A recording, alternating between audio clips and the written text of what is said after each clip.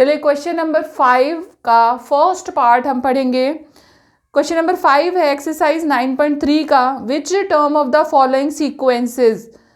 हमें एक term given है और सीक्वेंस भी गिवन है। हमें n का वैल्यू फाइंड आउट करना है कि हमें सीक्वेंस में मतलब वो टर्म कौन से नंबर पे आ रही है ये बताना है।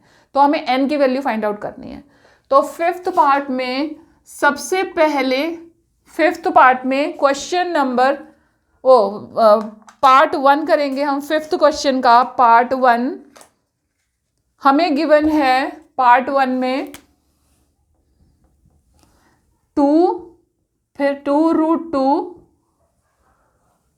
फिर 4 एंड सो ऑन, ये 3 टर्म्स हमें जीपी की गिवन है और nth टर्म हमें गिवन है 128। ठीक है, ये 3 वैल्यूज गिवन है, मतलब एक जीपी गिवन है, nth टर्म भी गिवन है और हमें n की वैल्यू फाइंड आउट करनी है। तो सबसे पहले हमें n की वैल्यू फाइंड आउट करने के लिए a और r की जरूरत है। a और r पता होगा तो हम n की वैल्यू फाइंड आउट कर सकते हैं। तो सबसे पहले देखेंगे, जब सीक्वेंस के अकॉर्डिंग जो हमारी फर्स्ट टर्म है वो है 2। ठीक है, अब हमें r निकालना है। r कैसे निकालेंगे?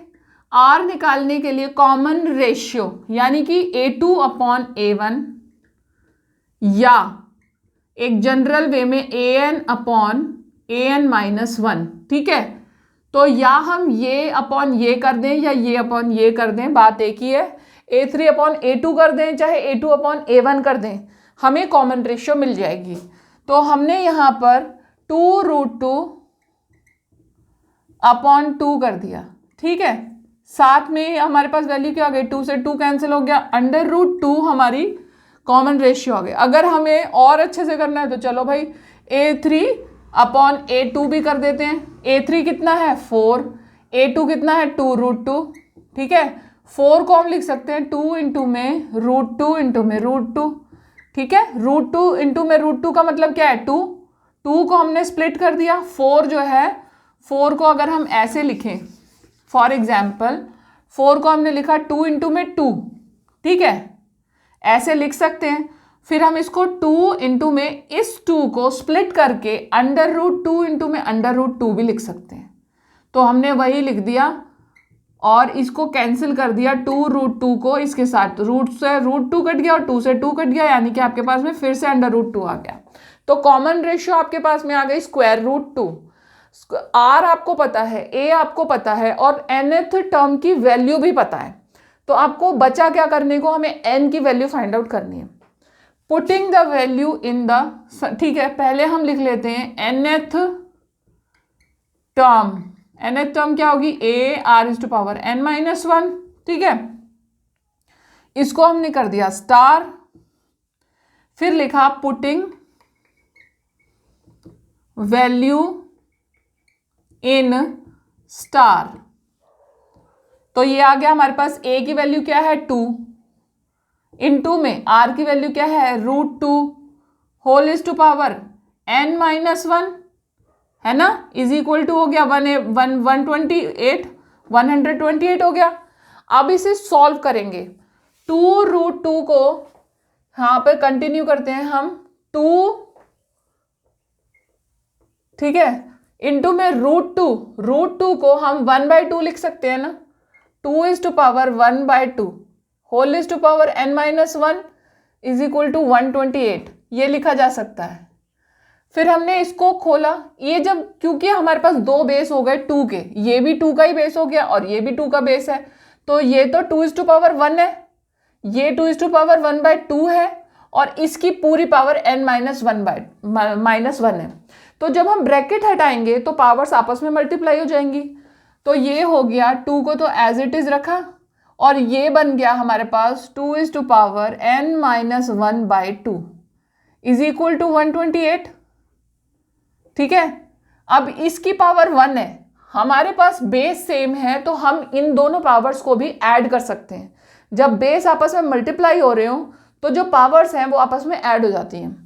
तो ये हो गया 2, इसमें आ गया, ऐड करेंगे तो n-1/2 + 1। ठीक है, इसे यहां सॉल्व कर लो। n माइनस 1/2 प्लस 1, यानी कि n minus 1 plus 2 is equal to n plus 1/2। ये मैंने क्या किया, यहाँ पर ये फ्रैक्शन था ना, एलसीएम ले लिया, 2 आ गया, n minus 1 as it is नीचे आ गया, ये 2 1 जा 2 आ गया, ये आ गया 2, तो n माइनस 1 प्लस 2 यानी n प्लस 1/2 आ गया, इज इक्वल टू 128 आ गया। ठीक है, तो ये आ गया हमारे पास n is to power n plus 1/2 is equal to 128। अब हमें 128 की ऐसी वैल्यू निकालनी है जो कि 2 की पावर्स की फॉर्म में आए। तो उसके लिए हम क्या करेंगे, सिंपल फैक्टराइजेशन कर देते हैं। अगर हम फैक्टराइजेशन करेंगे 128 के फैक्टर्स बनाएंगे तो ये आया 128। ठीक है, इसके फैक्टर्स बनाओ, 2 से स्टार्ट करेंगे क्योंकि 2 के ही पावर्स चाहिए हमें। 2 से स्टार्ट करते हैं, 2 6 = 12, 2 4 = 8, 2 3 = 2, 2 2 = 4, 2 1 = 2 और 2 6 = 12, 2 8 = 16, 2 4 = 8, 2 2 = 1, 2 1 = 2। ठीक है, अब ये कितनी 2 आ गई हमारे पास, 1 2 3 4 5 6 और 7, 2 इज टू पावर 7 आ गई। हमने लिखा 2 is to power n plus 1/2 is equal to 128 की जगह हम लिखेंगे 2 इज टू पावर 7। ठीक है, इसको किया हमने। अब देखो, जब हमारे पास बेसेस सेम है, बेस दोनों तरफ सेम है, तो इन दोनों को जब इक्वल का साइन है बीच में, तो इनकी जो पावर्स है वो बराबर होंगी ना। तो हम क्या करेंगे, पावर्स को इक्वेट कर देंगे, 2 इज टू पावर 7 और 2 is to power n plus 1/2। तो इससे हमें क्या मिला, n plus 1/2 is equal to 7 है।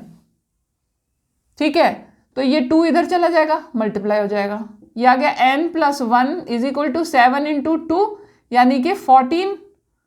It implies n is equal to 14 minus 1, ये 1 इधर चला गया, 14 माइनस 1 इज इक्वल टू हो गया 13।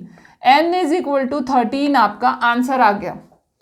क्वेश्चन नंबर 5 का पार्ट 1 यहाँ पर खत्म हो गया। अगर आप मेरे इसी तरीके की वीडियोस को देखना पसंद करते हैं तो मेरे चैनल को सब्सक्राइब ज़रूर करें, बेल का बटन दबाएं ताकि जब भी मैं अपनी वीडियोस अपलोड करूं तब आपके पास नोटिफिकेशन पहुंच जाए।